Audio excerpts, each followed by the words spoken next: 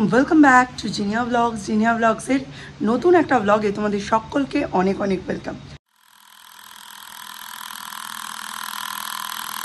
ব্লগের শুরুতেই তোমাদের কাছে একটা রিকোয়েস্ট, এই ব্লগটা ফুল ওয়াচ করো। যদি ভালো লাগে অবশ্যই লাইক করো, কমেন্ট করো আর শেয়ার করো।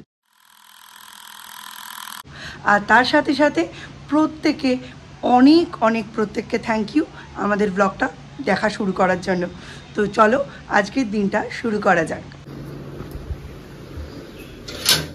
টিফিন এনেছো? এগুলো ধরো, অনেকটা আছে।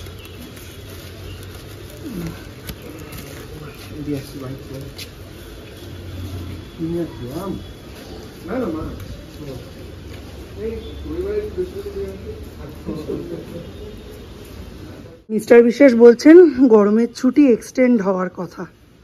আমি বললাম তাতে লাভের থেকে আমার লোকসান বেশি। তা বলছে কেন? বলছি এক্সটেন্ড হলে ফিজিক্যাল স্কুল মানে অফলাইন স্কুল গরমের ছুটি এক্সটেন্ড হয়ে বন্ধ হয়ে যাবে, অনলাইন স্কুল হবে। তখন এই বসিয়ে বাড়িতে কাজ করানো ওর থেকে ভাই 10:30টায় স্কুলে দিয়ে আসবো, একটাই নিয়ে আসবো, ঢের গুণ ভালো। 250 টাকা করে নাকি নিয়েছে। কি বলতো, বোয়াল মাছ আমাদের এখানে নর্মালি 600 টাকা কেজি, কি করে 250 নিল কে জানে। মিস্টার বিশেষের তো এত ব্যাপার হয় না। এই মাছটা তো ভালো।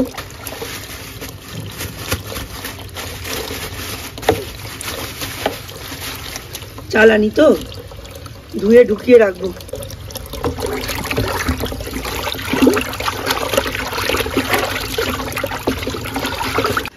মিস্টার বিশ্বাস বলছেন গামলায় ধুলে গামলাটা দিয়ে আঁশটে গন্ধ হয়ে গেল, এবার জামা কাপড় দিয়ে আঁশটে গন্ধ বেরোবে। আমি বলছি লোকে ভাববে পয়সাওয়ালা, বোয়াল মাছের গন্ধ বেরোচ্ছে। মাছ ধোয়া জল সব গাছে দিয়ে দিয়েছি।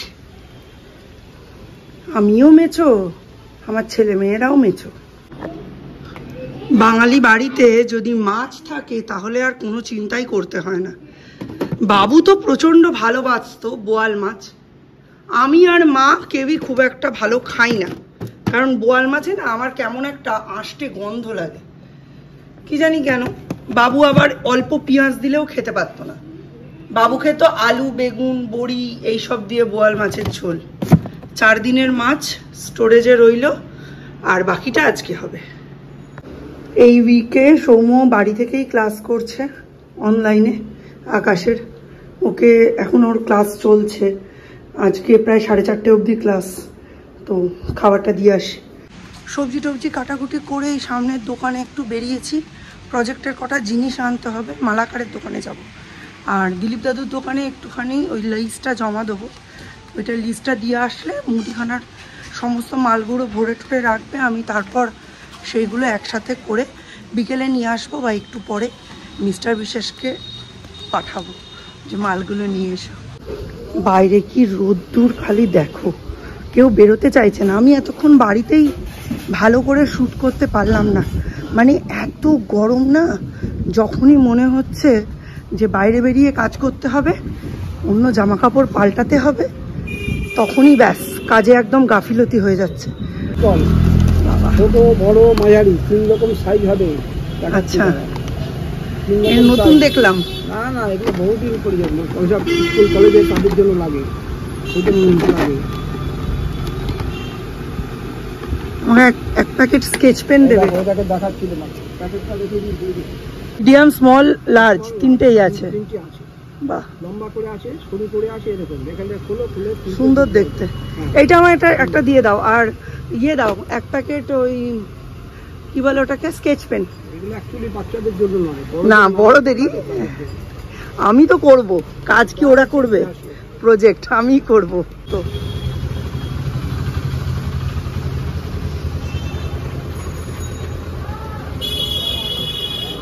ওর বাবা কখন এসে বলেছে দোকান খুলছে, তুমি 10-15 মিনিট পরে যাও। রোদ দেখছি, পিছাচ্ছি। এখন বেরোচ্ছি, বলছে তোমার তো 12টা না বাজলে তোমার যেতে ইচ্ছে করে না। দেখছি আমি বলছি না, এবার বন্ধ হয়ে যাবে। হ্যাঁ সেলো টেপ।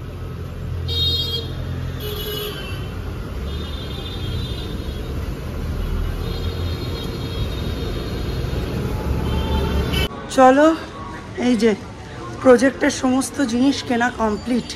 এইবার গিয়ে রান্না করব। কুটনো ফুটনো কেটে তারপরে বেরিয়েছি। তার মধ্যে মিস্টার বিশ্বাস চেঁচাচ্ছে, ওপরে গেছে, গিয়ে দেখছে সৌম্য ক্লাস করতে করতে এসি চালিয়ে ঘুমিয়ে পড়েছে। যেই ডেকেছে ধর্মর করে উঠে বসে বলছে আমি করছি। এসি চালিয়ে খাটে শুয়ে যদি কেউ ক্লাস করে সে তো ঘুমিয়ে পড়বেই, এটা তো স্বাভাবিক ঘটনা। 4 দিনের মাছ তুলে রেখে এই সবে বোয়াল মাছ নিয়ে রওনা দিচ্ছি। এই মাছ পাবদা মাছের মতোই প্রচণ্ড ফাটে, ফলে কি রান্না শেষ হতে অনেক দেরি হয়। এই মাছগুলো তেলে দিয়ে তারপর একটু ওপরে যেতে হবে। আমাদের বলেছিলাম না যে টিভি সাউন্ডটা একটু ক্র্যাক করছে, সারাতে একজন এসেছেন, তার কাছে যাব। মাছ দিয়ে ঢাকা দিয়ে দিয়েছি, এবার বাড়াবো, তাতেই বুঝতে পারবে কি শব্দ ব্রহ্ম। কদিন ধরেই ওপরের যে টিভিটা, ওটাতে ইউজ অত্যন্ত কম হয়, ওটার সাউন্ডটা না একটু ক্র্যাক করছিল। তো ওপরের টিভিটা সারাতে একজন টেকনিশিয়ান দাদা এসেছেন, ওনাকেই একটু জল মিষ্টি দেবো, আর নিচের টিভিটাও একবার চেক করিয়ে নেব। ওপরের টিভিটাতেও আমার মনে হয় ওপর আর নিচের টিভিটাতে কিছু কার্টুন চ্যানেলস অ্যাড করতে হবে, নইলে সৌর্যের এই মোবাইল অ্যাডিকশান কিছুতেই কমানো যাবে না।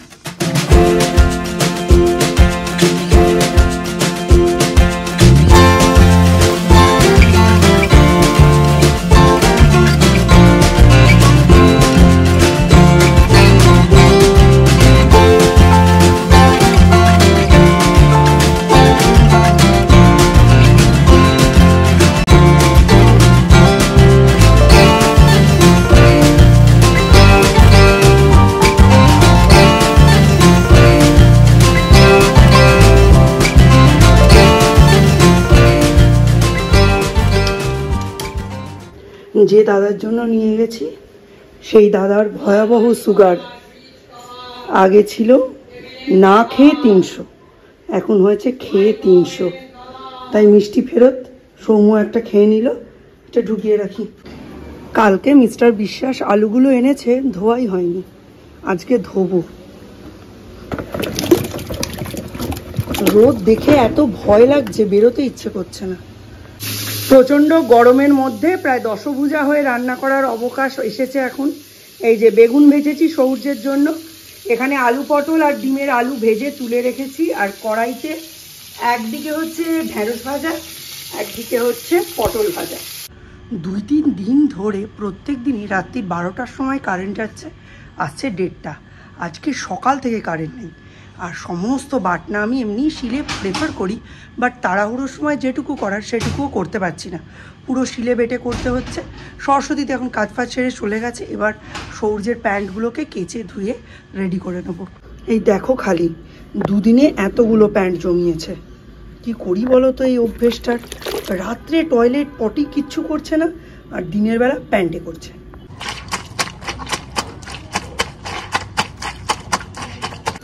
একদিকে ভরছি জল, একটু পজ দিই। এইটা দ্বীপের থেকে 1 বছরের বড়, তো মাঝে মধ্যে কথা শোনে না, বেয়ারা হয়ে যায়, এরও অ্যাডোলেসেন্স পিরিয়ড চলছে। অন্যদিকে হচ্ছে রান্না, তার সঙ্গে সঙ্গে সৌর্যের জন্য কাঁচা জামা কাপড়গুলোর মধ্যে এই যে প্যান্টগুলো সব শোকালাম ড্রায়ারে। চলো তোমাদের দেখাই, ড্রায়ারে রিভিউ দিই। আগেই বলেছি আগেরটা একটু বেশি ভালো ছিল, এইবারেরটা না একটু কম ভালো ড্রায়ারটা। 2 দিনে প্রায় 3, 6, 9টা প্যান্ট। কতগুলো কাজ একসঙ্গে হচ্ছে, একদিকে হচ্ছে রান্না, অন্যদিকে হচ্ছে জল ভরা, তারপরে হচ্ছে কাঁচা, তার সঙ্গে হচ্ছে ড্রাই। আবার মনে পড়লো এখন যে আজকেই গ্যাসটা বুকিং করতে হবে। এই যে এখানে সিলিন্ডারের গাড়ি এসে দাঁড়িয়েছে, দেখে মনে পড়লো।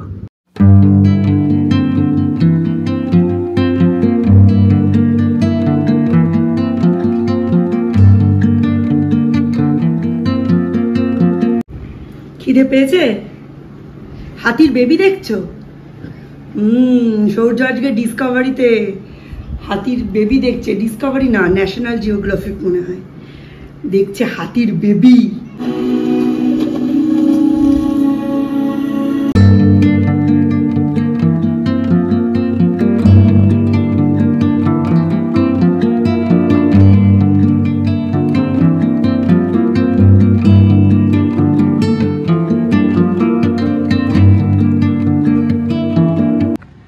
বড়টা বাকি।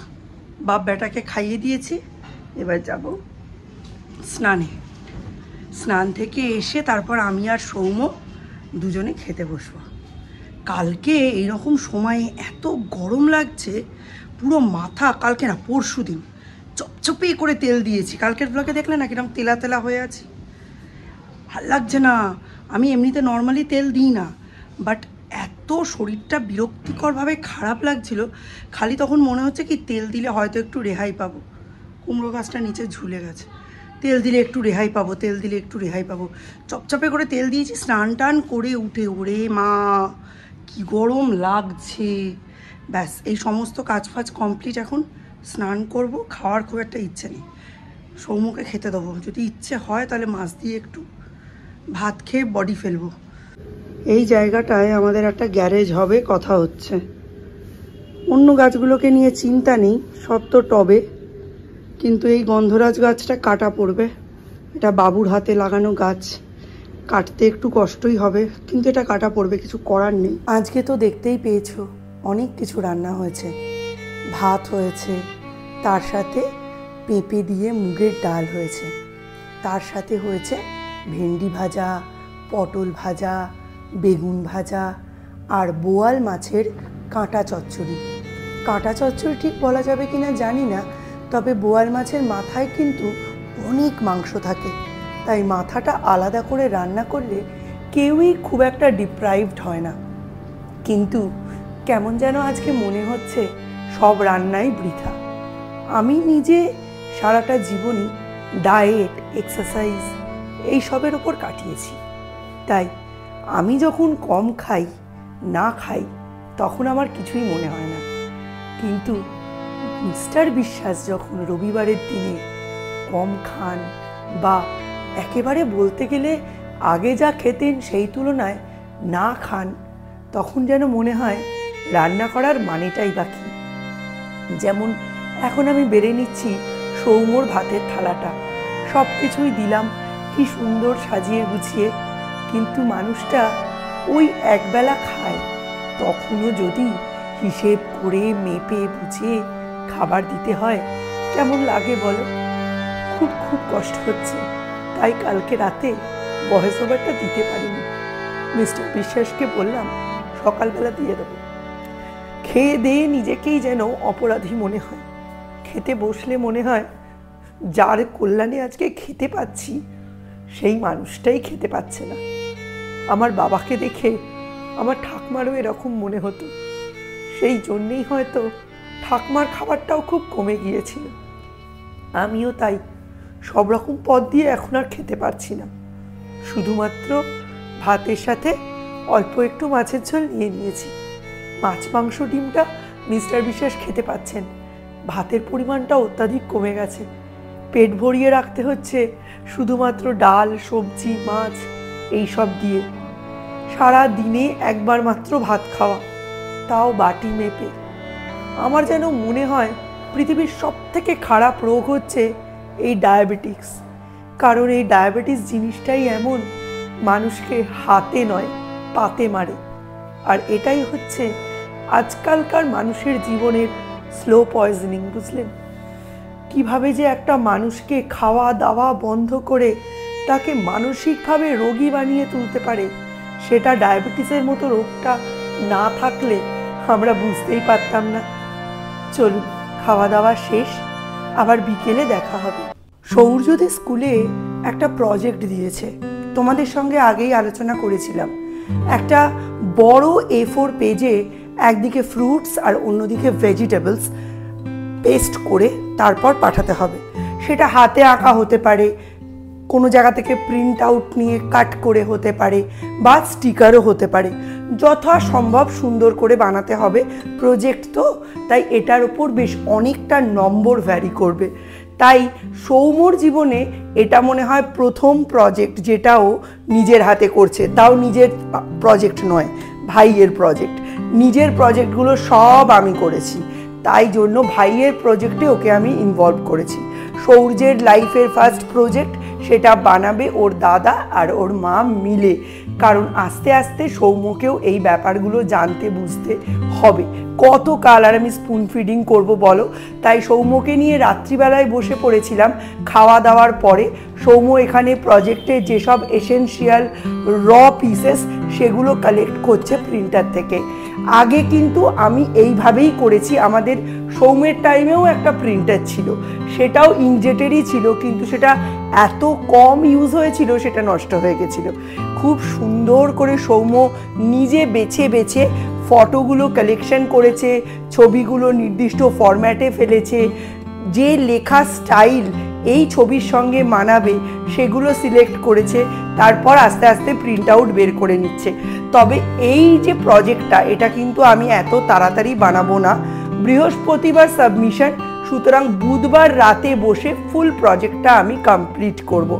খুব খুব দুঃখিত, বিকেলবেলায় বলেছিলাম যে তোমাদের সঙ্গে দেখা হবে, সমস্ত বিকেল সন্ধে দুটোই কেটে গেল সৌর্যকে পড়াতে বসলে এত যে নখরা করে কি বলবো তোমাদের। আর আমাকে অবশ্যই জানিও যে এই যে প্রজেক্টের ছোট্ট ছোট্ট অংশগুলো তোমরা দেখছো তোমাদের কেমন লাগছে। ফুল প্রজেক্টটা কি আপলোড করব? তোমরা কি দেখতে চাও? কারণ এটাও আমার জীবনে একটা স্পেশাল জিনিস, কারণ সৌর্যের জন্য প্রজেক্ট বানানো এই প্রথম আমার লাইফে, তাও আবার যুগ্ম এফর্টে, মানে আমার আর সৌম্যদীপের যুগ্ম এফর্টে। তো চলো আজকের মতো ব্লগটা এখানেই এন্ড করছি, দেখা হবে নতুন একটা ব্লগে। ততক্ষণের জন্য টাটা, বাই বাই।